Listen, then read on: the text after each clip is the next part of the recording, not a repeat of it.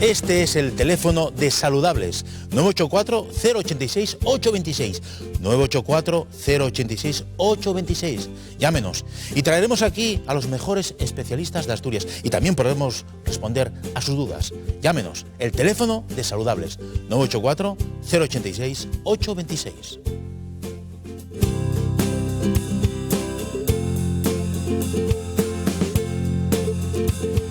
Hemos hablado con el doctor José María Torres de fútbol, del Sporting del Oviedo, y no vamos a ir tan allá, pero vamos a hablar de deporte. Y más que deporte, de estirar, porque para hacer deporte en condiciones y no resultar dañado ni antes ni después, hay que hacer estiramientos. José Ramón Balamonde, buenas tardes, bienvenido. Buenas tardes. Hay que hacer estiramientos siempre, antes y después de hacer deporte. Deberíamos. Hay personas que les gusta estirar, hay gente que está incómoda estirando, pero bueno, es una manera de prevenir, es una manera de encontrarte mejor, es una manera de mejorar la salud, es una capacidad física, la flexibilidad. El estiramiento forma parte de una mejora de la flexibilidad. Y cuando hablamos de estiramientos, calentamientos, ¿es lo mismo o en función del deporte que debemos hacer, hablamos de estiramientos y de calentamiento? Calentamiento es una palabra que engloba muchas posibilidades, muchas actividades, entre ellas el trabajar un poco el estiramiento. El calentamiento en función de la actividad física, pues tienes que hacer un calentamiento más específico. Calentamiento general, calentamiento específico, y dentro de ese calentamiento específico puede haber una serie de ejercicios de estiramiento, de mejora de la movilidad articular, de la flexibilidad, de las zonas que intervienen en los movimientos que vas a ejecutar más o menos, y luego puede formar parte del calentamiento un pequeño bloque de estiramientos. Pongamos que yo quiero ir a caminar rápido, a correr, una carrera ligera. ¿Qué tendría que hacer antes de hacer ese ejercicio? Hay mucha gente que no, por ejemplo, para caminar, para correr, que es una actividad que no es, si no la haces muy intensa, pues puedes directamente hacer un calentamiento progresivo, caminando y luego caminando y corriendo. Yo siempre que he ido a correr y siempre que he ido fundamentalmente a hacer algún ejercicio de este tipo aeróbico, me gusta hacer un poco de movilidad articular general, hombros, caderas, ¿Cómo lo harías? un poquito de piernas. Si te pones ahí, ¿cómo lo harías? Nada, unos movimientos simplemente de movilidad articular de brazos, rotaciones, flexiones, un poquito de flexión, extensión, hacer un poquitín de movimientos de cadera, flexión, extensión, un poquito, simplemente para activar un poco. Y luego un poquitín, pues a lo mejor de soltar, hacer unos pequeños movimientos de balanceo, de elevar, de flexionar la cadera, la rodilla, etcétera, etcétera. Incluso un poquitín. Se sufre mucho cuando caminas a veces de los gemelos. La gente que corre, por ejemplo, a nivel de gemelos, pues bueno, activar un poquitín todo lo que es la movilidad general del tobillo y de la rodilla, y a partir de ahí yo haría primero esa movilidad suave y luego incluso ya haría pues algún ejercicio de mantener unos segundos muy suave. ¿Cuántos segundos? Unos segundos, 8, 10, 12, 15 segundos, una posición pues básica de estiramiento, una posición controlada sin llegar a límites, que sea suave. El calentamiento, si hay estiramientos al principio, tiene que ser muy suave, muy cómodo. Para activar, no es como el estiramiento que hacemos a lo mejor al final del ejercicio. Eso que es te más... iba a decir yo, vale, muy bien. Exacto. Al principio intentamos movilizar todas las articulaciones, toda la musculatura que vamos a movilizar para que entre en calor. Más específicamente lo del deporte probablemente. Pero y una vez que terminas esa carrera, ¿qué recomiendas tú?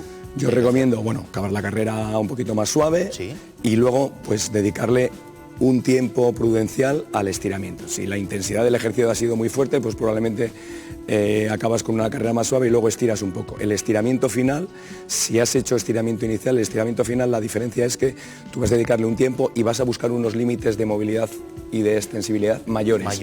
Es decir, aguantar más tiempo, concentrarte mucho en ese trabajo respiratorio que habíamos hablado alguna vez, de intentar buscar ese límite de movimiento, esa posición en una situación pues más inestable o más estable, depende de lo que hagas, y a partir de ahí buscar, pues en 20-30 segundos, mantener y buscar el límite de la movilidad que te permita y de la extensibilidad que te permita la musculatura.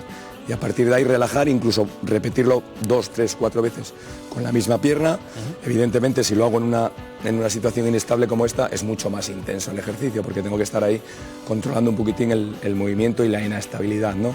Pero bueno, todo lo que es, pues bueno, evidentemente, por ejemplo, si corro, básico, estiramientos de piernas, musculatura del cuádriceps, la musculatura isquiotibial, evidentemente un poco la musculatura de nuestros gemelos, fundamental también, y suave, 10, 15, 20 segundos, 2, 3 veces con cada pierna, y bueno, ahí lo que haces es ganar un poco, relajar la musculatura y ganar en flexibilidad también. Luego, ¿es aconsejable una ducha para revitalizar un poco todo el cuerpo? Sí, hombre, higiénicamente recomendable, pues pillas una buena sudada, etcétera, pero luego también está a veces eso que decimos, los baños de contraste también, te duchas con agua templada, fría.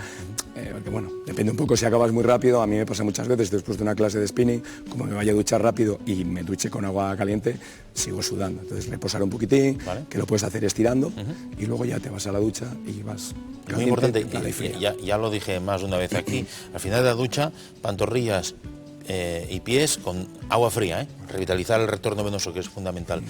Y la gente que está en casa, hay mucha gente que nos ve en casa, que no hace deporte, ¿tú recomiendas que siempre que se levantan por la noche, que se levanten por la mañana, es decir, después de una noche de descanso, hagan estiramientos para que esa persona tenga más flexibilidad y siempre lo haga todos los días? Yo haría un poco de movilidad más que de estiramiento. Movilidad, Sí, lo que decimos, es decir, yo, a ver, cuando hablo de movilidad hablo de esto, y cuando hablo a lo mejor de estiramiento ya hablo de decir, bueno, voy a mantener una posición, voy a buscar un poco de intensidad en el límite. Hablaremos de calentar siempre. Exacto. Un poco, ¿no? ¿Por qué? El estiramiento no es lo mismo hacerlo por la mañana, cuando te levantas estás frío, estás inactivo, la musculatura está dormida todavía, hay que ir poco a poco despertándola. Mejor movilidad que extensibilidad. Siempre que hablamos de la flexibilidad, hablamos de la movilidad articular por un lado, es lo que interesa, por ejemplo, cuando nos despertamos y nos estiramos un poquitín y bueno, pues de alguna manera nos desperezamos un poco, ¿no? Y el estiramiento ya es algo que, por ejemplo, por la mañana cuesta más. A medida que pasan las horas, o si hace calor o hace frío, el estiramiento es distinto. Hemos dicho alguna vez que no es lo mismo en cierta hora del día, por la mañana es más difícil estirar que por la tarde. Pongamos una persona que nos está viendo también, no, yo voy a correr y ni estiro antes ni después. ¿Qué le puede pasar a esa persona que no se prepara con un buen estiramiento que alimento antes y no, bueno, pues permite que esa musculatura vuelva a su normalidad después de? ¿Qué le puede pasar? Yo la experiencia que tengo de muchos años es que hay mucha gente que no estira, te lo digo así de claro, que corre, que hace ejercicio. Y a ver, lo que está claro es que tú cuando haces ejercicio hay músculos que los contraes y los relajas y vas a tener pequeñas contracturas. Si estiras vas a relajar esas zonas y vas a encontrarte mucho mejor con el estiramiento. Si no estiras, pues a lo mejor no te pasa nada, pero un día te puede pasar. Entonces, a nivel preventivo es importante, a nivel saludable es importante. Entonces, bueno, no tiene por qué no pasar nada, pero es más recomendable hacerlo, y hacerlo pues con diferentes técnicas, con diferentes movimientos. Hay varias maneras, ¿no? Yo puedo hacer un estiramiento simplemente yo, o me puede ayudar un material, o me puede ayudar una persona a empujarme y a estirar un poco más. Es decir, luego ya es buscar un poco diferencias. O sea, siempre recomendable estirar y calentar antes y después del ejercicio. Hay una persona que os mandó una duda, mira. Dice, yo hago gimnasia en casa con bicicleta. ¿Qué estiramientos tengo que hacer antes y después con bicicleta estática? Un poco resumiendo, ¿no? Yo, por ejemplo, cuando hago spinning, se lo digo a los alumnos, yo hago un poco de movilidad al empezar, a veces hacemos un poquitín de estiramiento muy suave y con el pedaleo ya calientas y activas. Y el estiramiento que hago al final, básico fundamentalmente de tren inferior, sobre todo, lo que decimos, un poquito el cuádriceps, en una posición normalmente de pie, porque puedes hacerlo un ejercicio en el suelo, si estás en el suelo y estás en casa, pues puedes hacer un ejercicio, hay muchas maneras de trabajar, ¿no? Puedes estar de lado, la colchoneta, puedes estirarte, etcétera, etcétera. Y luego, aparte de toda la musculatura anterior y posterior, lo que decíamos, ahí o sentados como hemos hecho alguna vez, también podríamos buscar ese mantenimiento de la posición. ¿Vuelve a hacer eso? ¿Vuelve a hacer ese movimiento? Sí. Que no te lo hemos visto por culpa de la pelota. Sí. Simplemente cogerse ahí, cogerse, si no llegamos, pues donde lleguemos, si queremos flexionar un poquitín las rodillas para poder dominar más el movimiento y que no nos moleste. La espalda es muy importante porque la posición de la bicicleta muchas veces, en función de cómo tengamos la posición de la altura del sillín y la posición que tengamos, la espalda también va a sufrir, pues podemos estirar ahí un poquitín toda la musculatura lumbar. Y sobre todo me imagino que el quien haga bicicleta en casa, intentar lo que dices tú, el sillín a la buena altura, el manillar también, para no es importante buscar una posición cómoda para la persona. Y claro, no es lo mismo si a lo mejor tiene una persona pues un problema de hernia discal, etcétera, etcétera, pues hay que buscar una posición correcta. Eso es importante. Un día pues bueno, podemos hablar de eso incluso, ¿no? Hacer una bicicleta, ver un poco las posiciones, no sale mal. Entonces luego, pues bueno, dependiendo del material que tengas, esto por ejemplo yo lo recomiendo 100% esto. O sea, a mí lo que más me relaja al final de una sesión o al final de tal sería tener una pelotita de estas, que hoy en día pues hay gente que las tiene en casa incluso, relajar la espalda, estirarla un poquitín ahí, quedarte ahí en una posición estática un poquito. El ejercicio contrario, que me encanta.